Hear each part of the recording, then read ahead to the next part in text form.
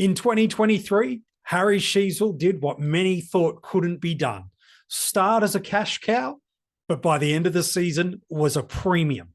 Can he take the next level for us in 2024? We'll unpack that on today's episode of the 50 Most Relevant. Hey, it's MJ from the Coaches Panel. I hope you are enjoying this pre-season series where we unpack who I think are the most relevant players to discuss across SuperCoach, DreamTeam, and AFL Fantasy. Joining me on this episode to talk about Harry Sheezel is fellow co-founder of the Coaches Panel, Rids. Hello, mate. How you doing?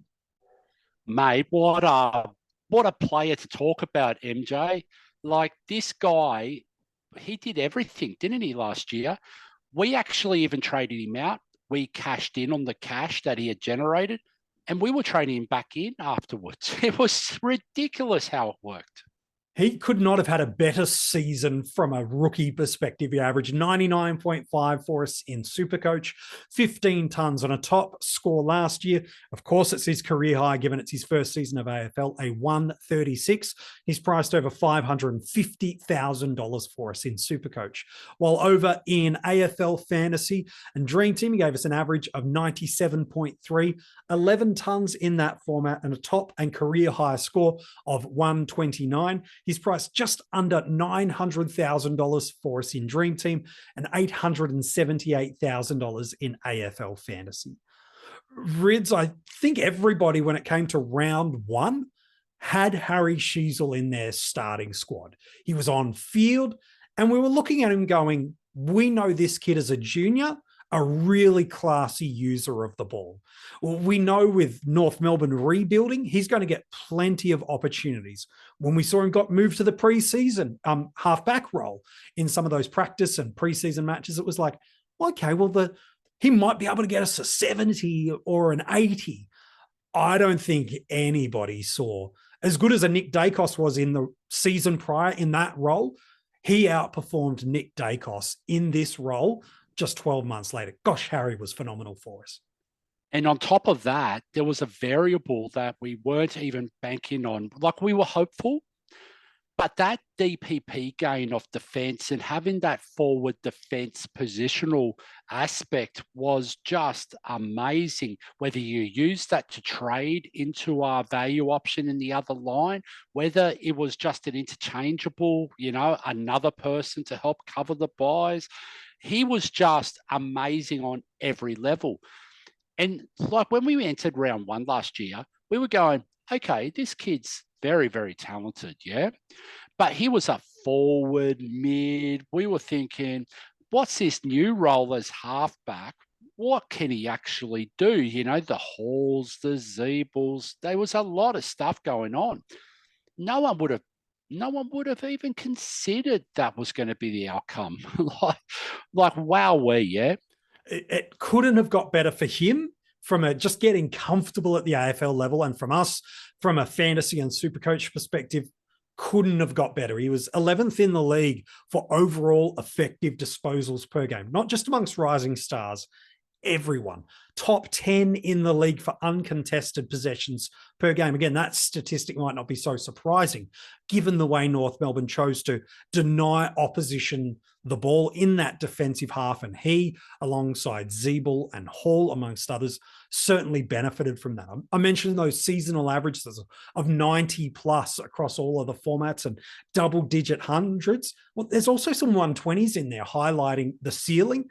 And in AFL Fantasy and DreamTeam, just the 4 sub-80 scores all year. So great basement along with ceiling, and just the 7 in SuperCoach. And as the season went on, especially in SuperCoach, you mentioned that we traded him a little bit before the buy or at his buy.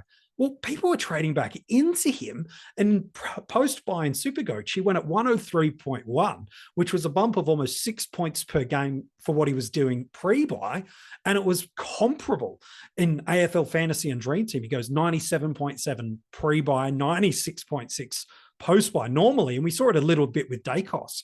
As the season went on in their debut, we know these first-year players, they do slow a little bit. Their scoring becomes a little bit more roller coasterish, but not so much with Harry. Now he enters this new season with some departures in our defensive line, ranked 6th for defenders overall in AFL Fantasy and 3rd for defenders for total points, while in SuperCoach, 8th for defenders by average, 6th for defenders by points. We know just how good he is. I don't think that's the question. But Rids, there's a couple of things that I think are really important to talk about, because we look at him and we go, gun, gun, gun. All right, well, let's just pull the brakes for a second. I feel there's a couple of interesting elements we need to dive down. The first, and I'm keen on your reflections here, is around role. Is he in this halfback cushy role where he scored so well? Is he playing in the inside mids? Or is he going to play as a half-forward Steve Johnson, Toby Green type that he'd been kind of groomed as a junior, that was more where he was? So let's talk about him in this halfback role. We know Zach Fisher's coming in, likely to add some support through there. Rids, is it as simple for you that if Sheezel's lined up halfback, then he's an absolute strong consideration, not just for upgrade, but for starting squads? I don't think it's as simple as that, MJ. So what I think is going to likely happen, okay, is he will start in this touted midfield role. Now, I can't predict whether it's inside, more outside. No one can, righty-ho. But you think about the personnel, his teammates. We got Simpkin, we got Wardlaw, we got LDU. How many inside mids could you potentially want in that mix?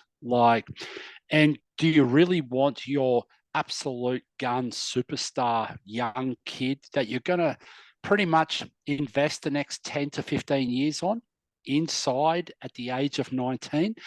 I don't see it happening, but it could. I didn't see him going to the halfback and averaging close to 100 last year. So you just don't know with Clarkson, rightio. But let's go back another step. What we can do, though, is you can actually see that North are going to start the year. They're going to be a bit ambitious. They're going to go, hey, we got natural improvement. We got natural progression. But MJ, what do they know about 2023? What do we know about 2023? When they lost and they were getting beaten badly, their game style changed to keepings off the opposition, just so they can actually limit their scoring and limit the damage to stay in games longer. And that was often Zeeble to Sheezel, Sheezel to Zeeble, Zeeble to Sheezel, Sheezel to Zeeble.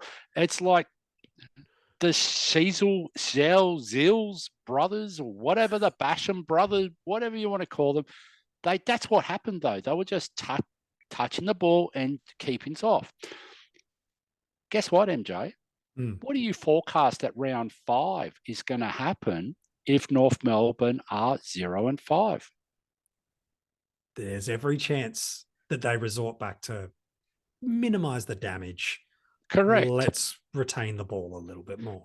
So just because he's starting in a role and they're going to blood him in that role and they're going to give him exposure in the role, doesn't mean he's committed to the role for the whole season, for even whole games of football. We've even seen Nick Dacos as a perfect example. He floats between halfback and mid, dependent. He's even pushed forward at times, MJ, dependent on what the game calls out for at that point in time.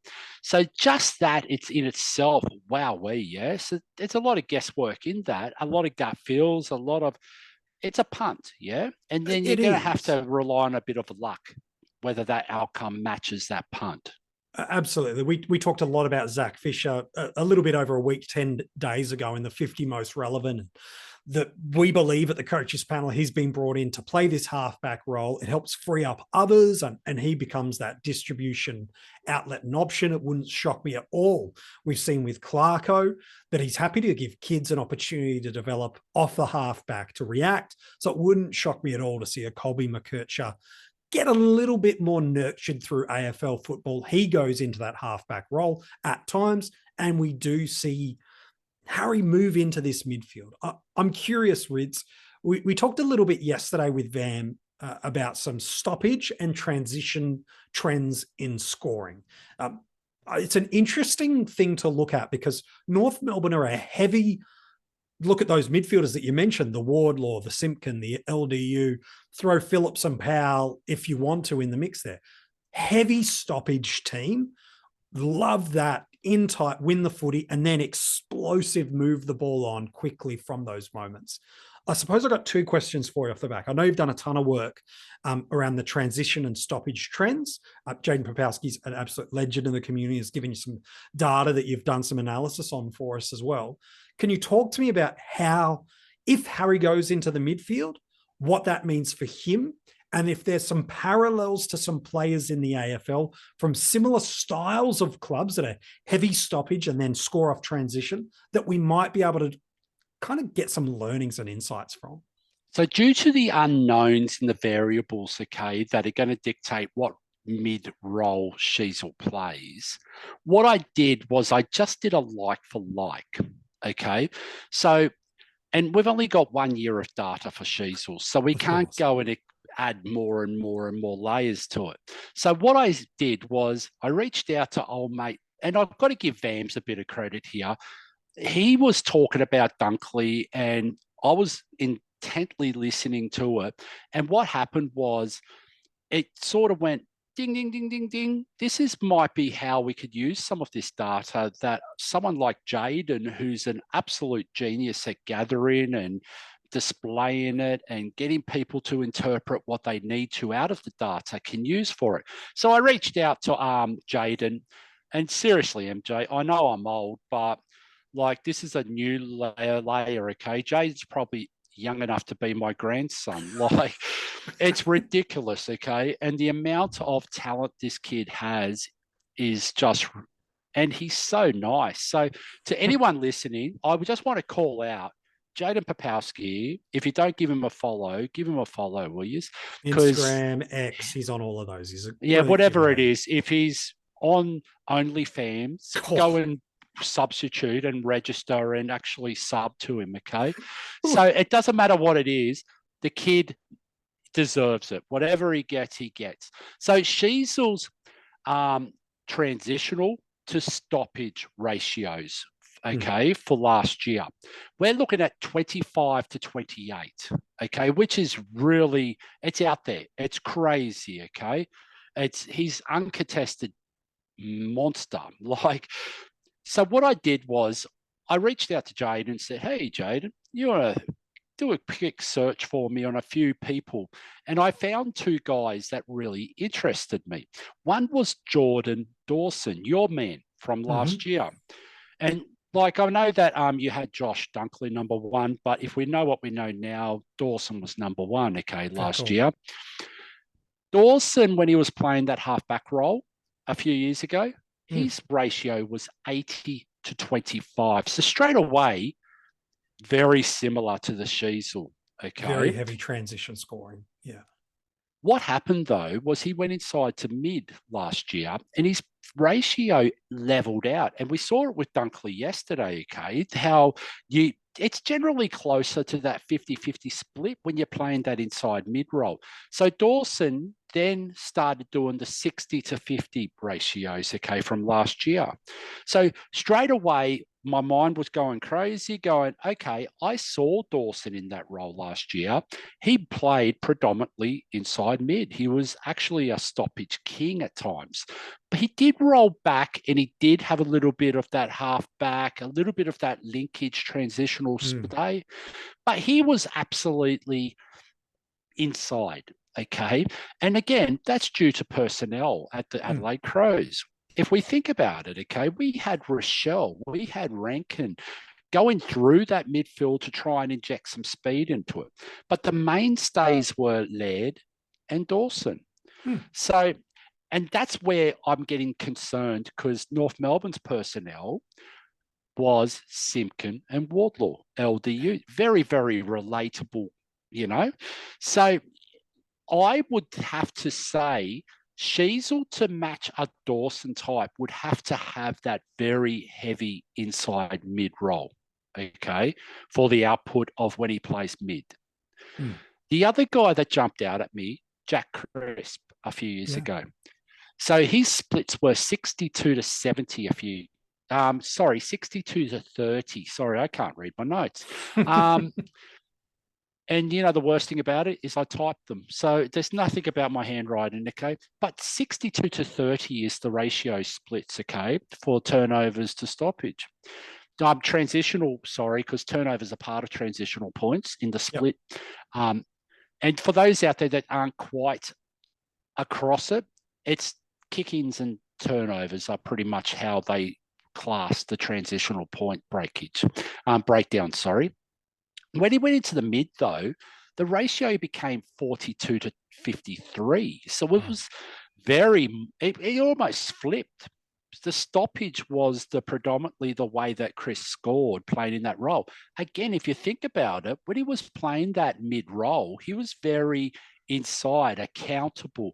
You think of Tom Mitchell came into the Pies last year and became that accountability of that. That's the reason why Dunkley potentially dropped his average, because his role was known, okay, in that Brisbane setup, in that Brisbane. So that's why when Ashcroft disappeared, it wasn't Dunkley that got that influx of extra, splits. He actually had the same ratio to ratio whether Ashcroft was there or not, because his role was known in that breakdown, in that system, the Brisbane system, they say. Same with Crisp, okay? His role was very known with no Tom Mitchell. So that's how I'm sort of looking at it. So what we can do then is we can actually start looking for trends in these sort of ratios to see what Sheezel's scoring trends are going to dictate to us as rounds go through, as the season continues. So by about round 4 or 5 or 6, we should have a nice looking trend to tell us what he's actually doing, because it's going to be very hard to dictate off the eye with Sheezel, because he's just that good and he's so quick, and they're going to want him a little bit more outside as well at times to utilize his skill level of disposal as it enters 50.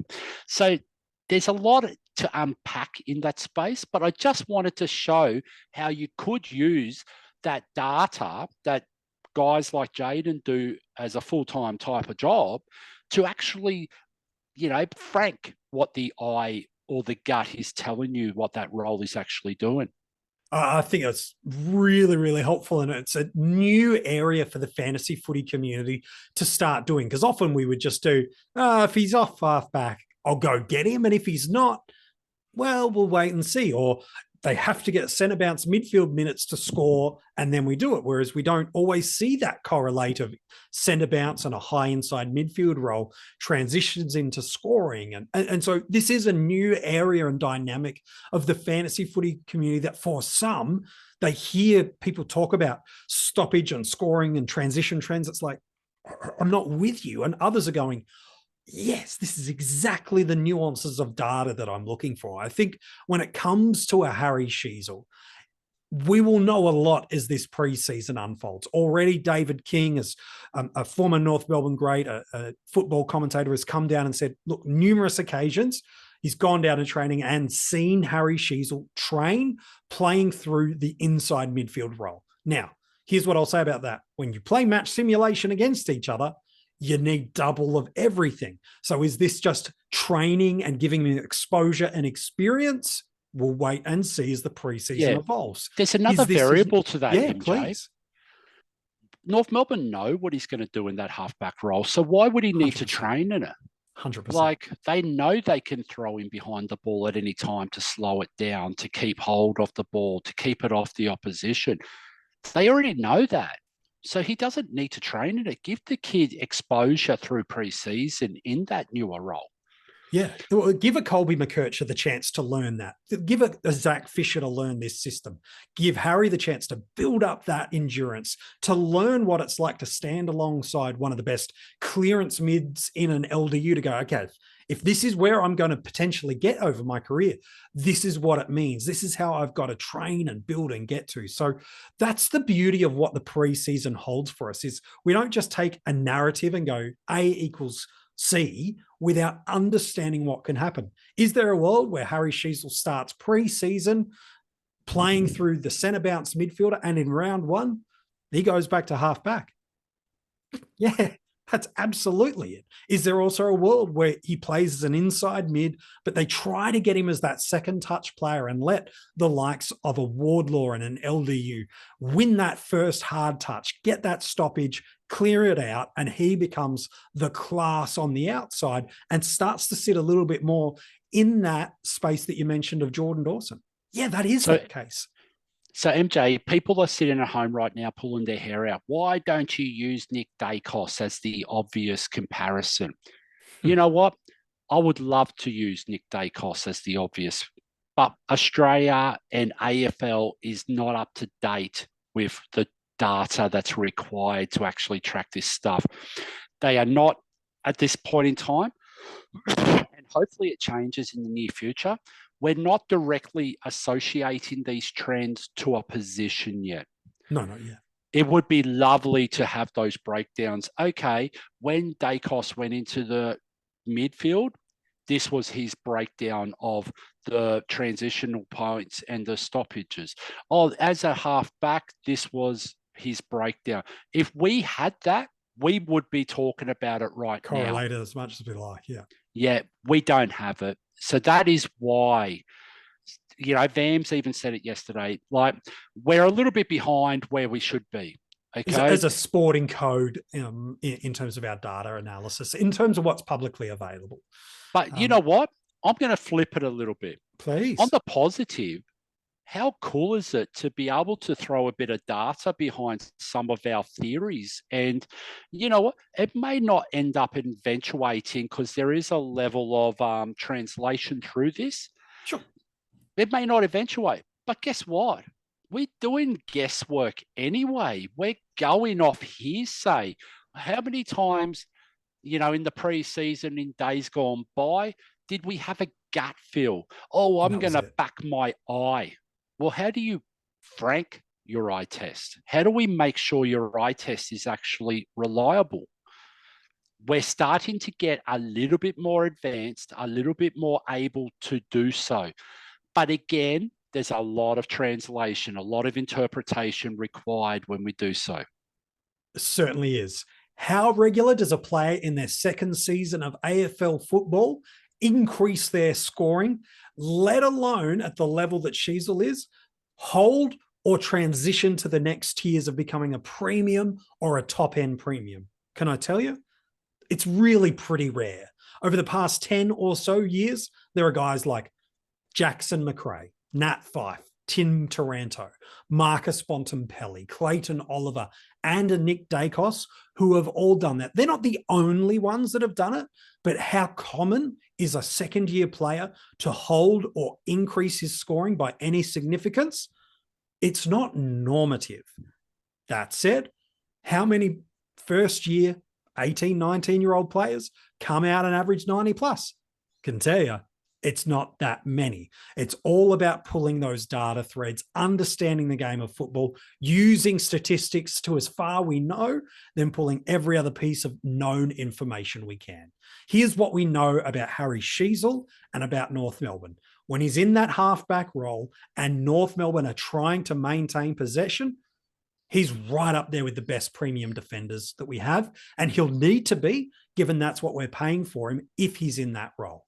As Rids has done a great job for us, if he gets some of that midfield time, given the guys that sit in this North Melbourne midfield, he'll need to be getting heavy stoppage ball to make sure his scoring rate can hold up. Because again, we're paying for him in our starting squads at a premium price tag level.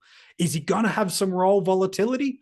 Ultimately, the season will only unfold it for us.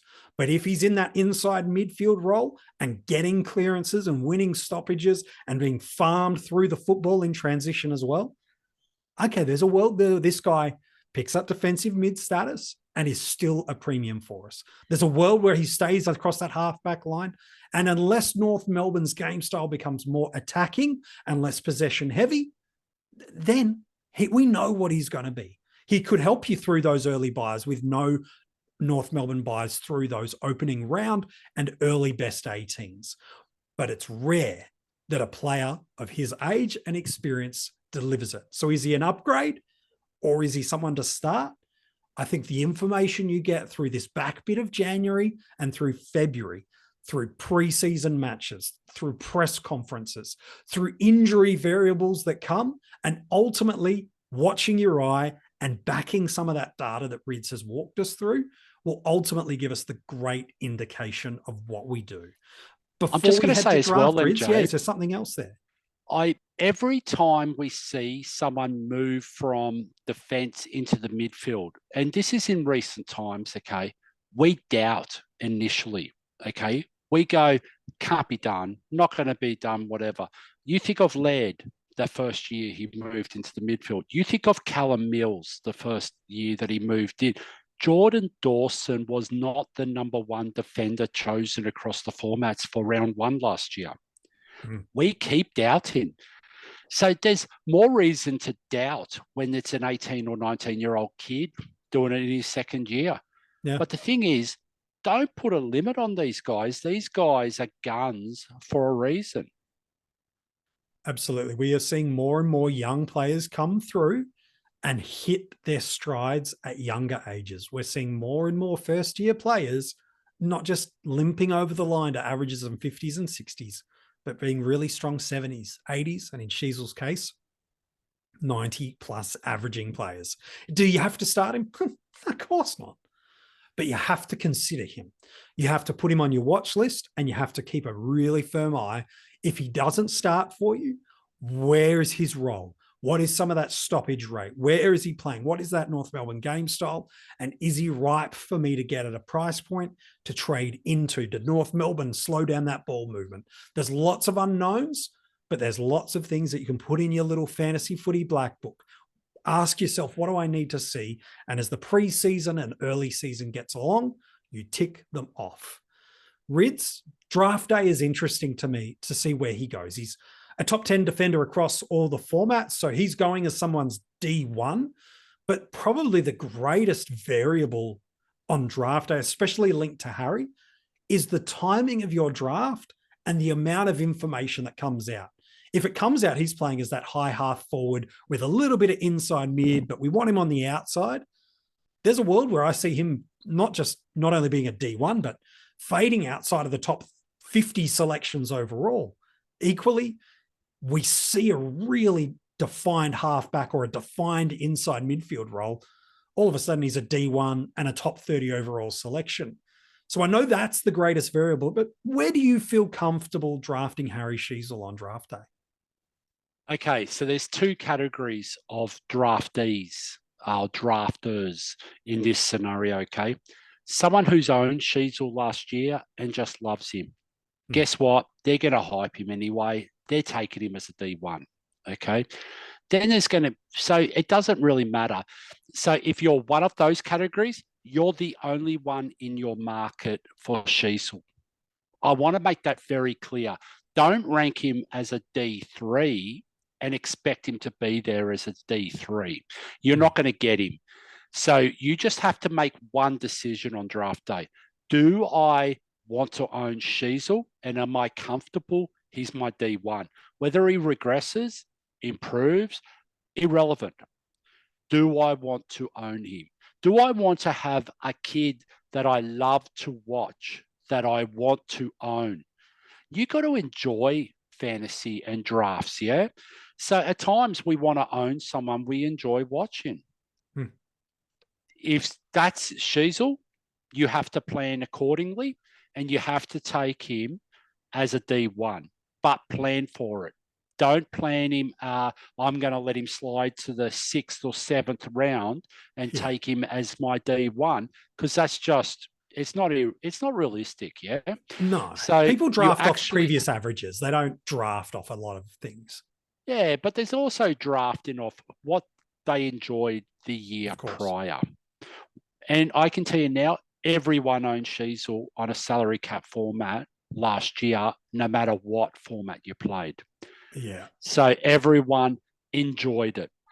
Everyone wants to see a 100-point rookie. averaging rookie.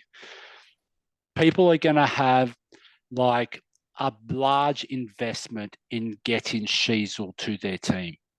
So if you want Sheezel as your D1, rank your priorities accordingly.